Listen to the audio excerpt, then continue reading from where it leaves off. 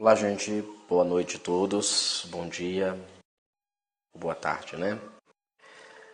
É bom estar aqui com vocês mais uma vez no nosso curso de metodologia exegética do Antigo Testamento, ou seja, exegese do Antigo Testamento. Você já nos conhece, eu sou João França e você está aqui neste canal para aprender um pouco mais sobre exegese veterotestamentária. Na aula de hoje nós vamos estudar o problema do Antigo Testamento. Qual é o problema do Antigo Testamento hoje? Isso é importante porque às vezes a gente ignora que o Antigo Testamento tem um problema a ser solucionado. E essa solução, ela advém de muito estudo, muita parcimônia para que a gente possa compreender isso. Essas aulas introdutórias à exegese são importantes para que você compreenda o problema no qual está o campo exegético na atualidade. A nossa terceira aula introdutória à exegese propriamente dita é a aula que vai tratar sobre a crise da teologia exegética. Tá? A gente vai ver um pouco sobre isso e é bem interessante. Agora nos cabe considerar a razão por que o Antigo Testamento é um problema para a igreja de hoje. Nós vimos que na aula passada nós tratamos do tema especificamente da importância do Antigo Testamento, a sua relevância, a sua atualidade, a sua precisão para a igreja de hoje. No estudo de hoje nós vamos estudar, com a graça de Deus, esta problemática de encarar o Antigo Testamento como um problema para a igreja.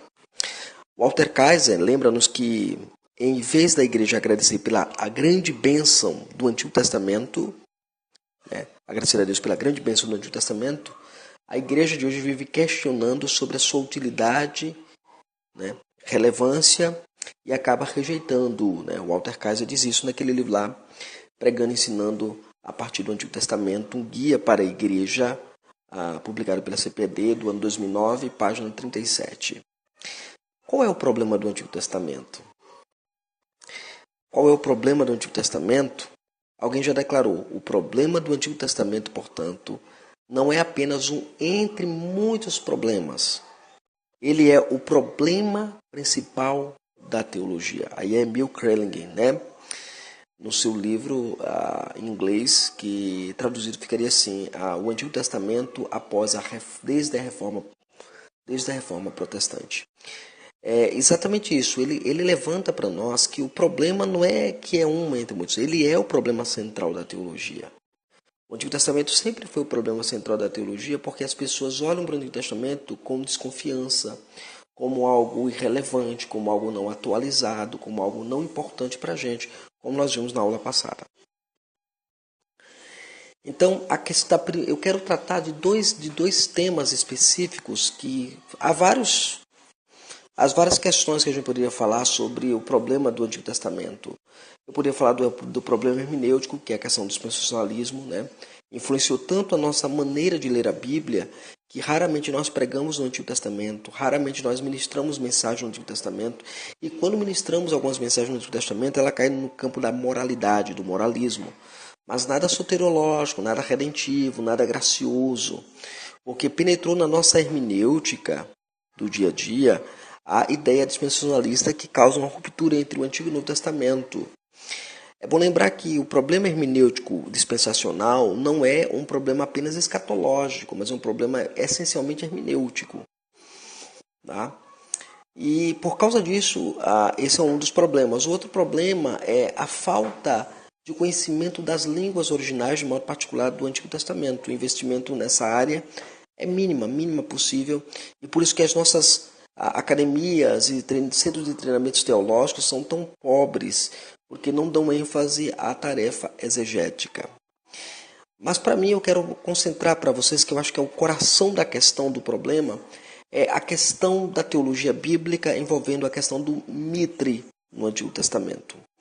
Num outro dado momento nós vamos voltar a tratar isso quando nós abordarmos na nossa disciplina Teologia Bíblica. É uma disciplina que está em construção, e quando nós abordarmos Teologia Bíblica vocês vão entender mais ou menos o que é isso aqui. Aqui nós vamos ter um apanhado geral. Diante de vários problemas no estudo do Antigo Testamento, há entretanto um que é fundamental, é a questão do mitre. A palavra mitre que aparece aí, essa palavra mitre significa tema, centro, ok? Será que existe um tema que integre toda a revelação veterotestamentária? Né? Há diversas propostas.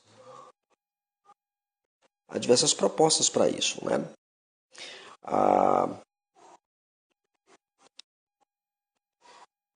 Há diversas respostas dadas a isso, né?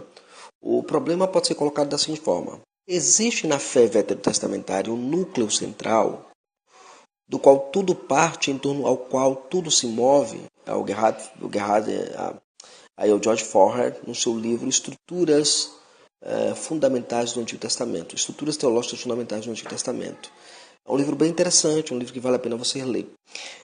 O Forrer, ele faz a mesma pergunta de maneira muito interessante, perguntando se há alguma coisa na fé do Antigo Testamento que seja central, que compreenda tudo, abarque tudo, que mova tudo, que tudo esteja em torno desse tema central. Essa é a problemática. Qual é a grande ideia que governa o Antigo Testamento? Esta é a pergunta a ser feita por cada estudioso que se aproxima do Antigo Testamento. Assim, ele precisa buscar o telos, que é o propósito, o tema do Antigo Testamento, para entender toda a revelação de Deus. Você não vai para o Antigo Testamento com a mente vazia, você não vai com a mente rasa, né? Você não faz exegese no escuro, você parte de alguns princípios, de alguns pressupostos. E nessa discussão dos pressupostos começa a primeira indagação. Qual é o tema que unifica toda a mensagem do Antigo Testamento e perpassa para o Novo? Essa é a grande questão quando a gente fala do Mitre. A questão do Mitre, para von Rad, por exemplo, ele vai dizer que o objeto da teologia veterotestamentária é o conjunto de testemunhos da ação de Deus na história, tanto de acontecimentos que precederam cronologicamente os testemunhos, como no Hexateuco, como os acontecimentos posteriores, como no caso dos profetas. O problema, gente, da abordagem de von Rad é que ele faz a distinção entre fé e os eventos históricos. Assim, torna-se o conceito de um centro unificador na teologia bíblica, conforme proposta por ele, torna-se um conceito vazio, porque você não consegue distinguir, não há como você distinguir entre a palavra de fé e o evento histórico. É o mesmo problema que você vai encontrar com os teólogos do Novo Testamento, influenciados por Bultmann, na demitologização, que é exatamente isso. É o Jesus histórico e o Jesus da fé.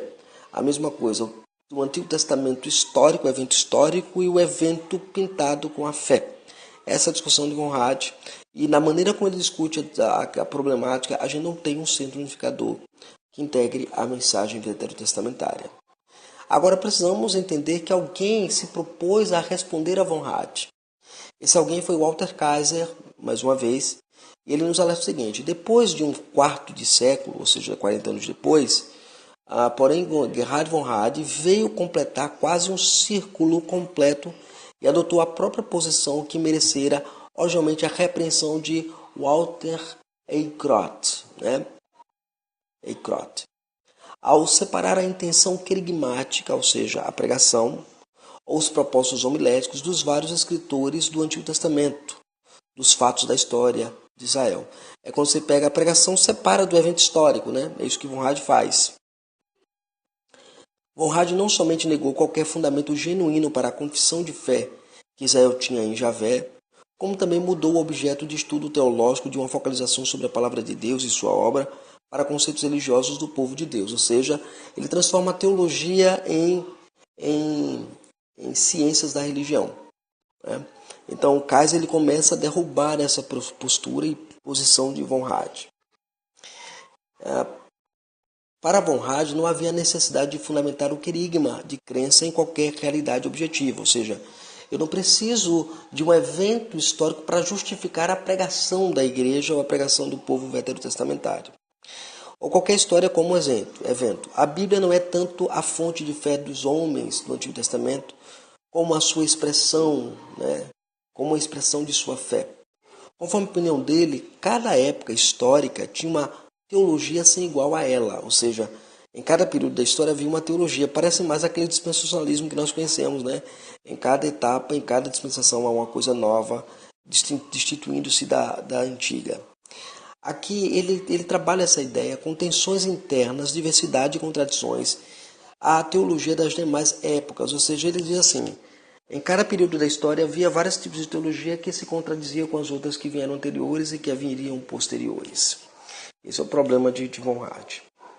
De fato, não havia para ele nenhuma síntese na mente dos autores bíblicos ou nos textos, mas apenas a possibilidade de uma tendência para a unificação.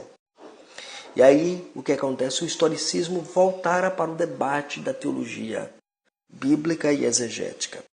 O Antigo Testamento não possuía qualquer eixo central ou continuidade de um plano divino. Ou seja, não há um eixo central para sustentar as ideias do Antigo Testamento e não há como você avançar, porque se cada um vai anulando, não tem como você progredir. E aí o Antigo Testamento não possuía qualquer eixo central ou continuidade de um plano divino. Pelo contrário, continua uma narrativa de como o povo lia religiosamente a sua própria história, a sua tentativa de tornar reais e apresentar eventos narrativa mais antigos. É uma perspectiva bem butiniana dentro do conceito de Von Hart para a questão do Antigo Testamento. E a resposta de Kaiser a Von Hart é verdadeira e legítima, pois se abordarmos o texto dentro dessa perspectiva de Von Hart, não poderemos ter um centro unificador. Não existe uma teologia bíblica, mas várias formas confessionais no entendimento de Von Hart. A fé não tem elementos históricos dentro desse esquema, ou seja, a fé não é fundamental. Quando eu pego, por exemplo, 1 Coríntios capítulo 14, eu vou entender que Paulo vai fundamentar a ressurreição, a fé da igreja através na questão da ressurreição como evento histórico. Se eu nego isso, eu vou ter que negar meio muito de coisa que a teologia cristã me propõe. Seguindo aqui. Veja bem, essa primeira questão, o problema do Mitre, ou centro unificador. Agora vamos observar que esse problema gerou algumas propostas para um centro que unifique a mensagem do Antigo Testamento e perpasse para o Novo. Muitos estudiosos podem até julgar desnecessária esta abordagem. Todavia, Gerhard Hassel, no seu livro sobre teologia do Antigo Testamento, nos diz que a questão da existência do que pode ser considerado o centro do alemão Mitre do Antigo Testamento é de suma importância para o estudo da teologia do Antigo Testamento e para a compreensão deste. E aí a gente começa a ver a primeira proposta. A primeira proposta colocada é a proposta da santidade. A proposta da santidade foi colocada. Essa proposta é adotada por homens como Esselen, onde ele argumenta, o argumento dele aqui a favor desse mito é o fato de que isto caracteriza a natureza mais profunda e íntima do Deus do Antigo Testamento.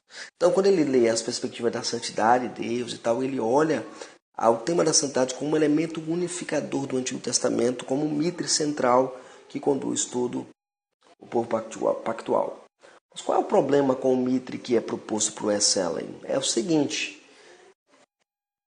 qual é o problema com essa proposta de santidade? É que alguns livros do Antigo Testamento parecem não ser dominados como eixo central em sua mensagem por este tema.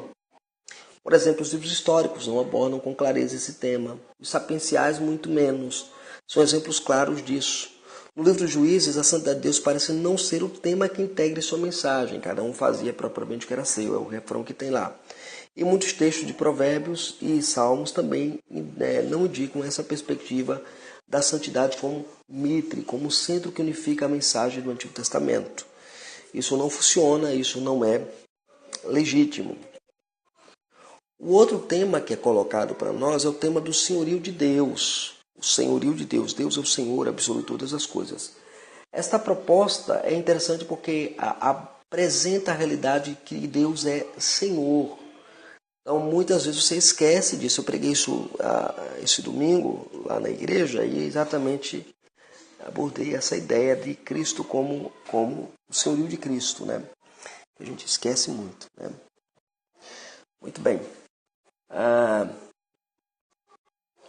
Para ele, né, para o Ludwig Korhel, para ele, a afirmação Deus é Senhor é a espinha dorsal da teologia do Antigo Testamento.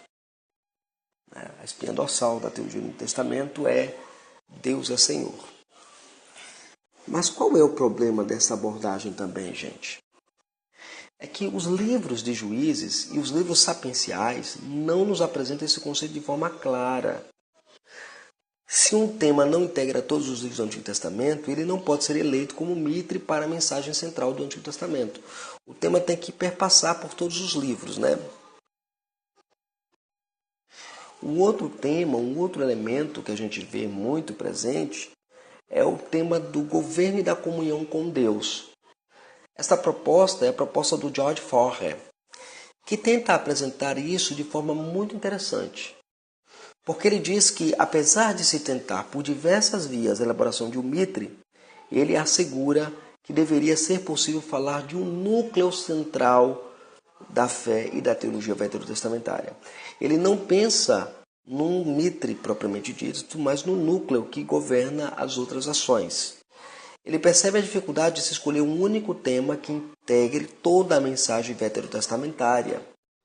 E aí ele nos diz que essa possibilidade poderia ser oferecida em dois tipos de conceito. O primeiro conceito é a soberania de Deus e o segundo é a comunhão entre Deus e o homem. Da soberania e da comunhão com Deus constitui-se o elemento unificador da multiplicidade, vinculando-se entre si como os dois pontos focais de um eclipse, né? Mas esta abordagem também merece críticas, pois essa linha de argumentação deixa de fora livros fundamentais como o livro de Esther e o livro de Cantares de Salomão. Eu posso olhar e ver o governo de Deus no livro de Esther, mas eu não vejo o tema de comunhão presente no livro de Esther com clareza, a gente não vê isso. E Cantares de Salomão nem se fala, que aí já é outra discussão, né? Então, o governo e comunhão, eu acho e penso, estudando isso, penso que não é o elemento unificador do Antigo Testamento e do Novo Testamento. Um outro mitre que tem surgido e tem dado o que falar, né, é o mitre da promessa. Até a nossa confissão de fé fala um pouco sobre promessa e tudo mais, quando vai discutir a questão da doutrina da aliança, né? Mas veja, esse mitre tem sido habilmente defendido por Walter Kaiser Jr., né? Pois ele sugere que o tema que integra toda a mensagem do Antigo Testamento tem sido a promessa. Ele vai dizer, tanto é que ele lançou o livro Teologia do Antigo Testamento em 1984, e aí depois ele veio depois o livro Plano Promessa, né? Ele vai dizer o seguinte, que tudo é promessa vinculada ao cumprimento, né? Para ele, o Antigo Testamento é a promessa e o Novo Testamento é o cumprimento. Ele diz que o verdadeiro problema declarado com singeleza é o seguinte: existe uma chave para um arranjo metódico e progressivo dos assuntos, temas e ensinos do Antigo Testamento? Essa é a pergunta. Será que existe um arranjo na Escritura que integre todos os textos da Escritura em cima de um único tema? Essa é a problemática que Kaiser tenta resolver na sua obra. E aí você observa o seguinte, que se a proposta for negativa, não. Então o que temos são diversas teologias do Antigo Testamento. E assim a ideia de uma teologia do Antigo Testamento como tal precisaria ser abandonada de modo permanente. Ou seja, quando eu digo que há vários temas que se interrelacionam, como a gente vive numa cultura da diversidade hoje, do pluralismo e tudo mais, é muito comum em alguns seminários teológicos, não confessionais, não reformados, não bíblicos, sustentarem que a diversidade é saudável. Ela não é saudável porque ela te deixa na indefinição, né? É exatamente isso que o Kaiser levanta. Se de fato existem várias teologias do Antigo Testamento, como propõe von Rad, então você tem que abandonar a busca por um mitre, a busca por uma unidade na Escritura. Ele diz que o mitre deve ser textualmente demonstrado, e a gente tem que concordar com ele, porque o mitre tem que vir do texto. O problema é que quando os eruditos em teologia bíblica vão discutir sobre o mitre, eles vão buscar a abordagem fora, dentro até das categorias já sistemáticas. Quem não leu, por exemplo, o Eichrot, né, o Walter Eichrot, ele pega as categorias já sistemáticas e organiza o seu livro de teologia do Antigo Testamento. Ok. E aí é interessante porque, tendo a abordagem canônica como canal de limitação da teologia bíblica, então o meu limite para fazer teologia bíblica é a Escritura. Não, eu não posso pegar nada emprestado de fora para jogar dentro. Tem gente que faz muito isso. Pega coisa emprestada lá de fora, né? Das culturas pagãs e tudo mais, e traz para ele o texto e tenta explicar o texto à luz da cultura pagã e não tentar entender a cultura pagã como um desvio daquilo que está textualmente demonstrado. Então, Kaiser ele argumenta isso. Ele diz que esse Mitre ele precisa ser textualmente demonstrado, tendo a abordagem canônica como canal de limitação dessa teologia.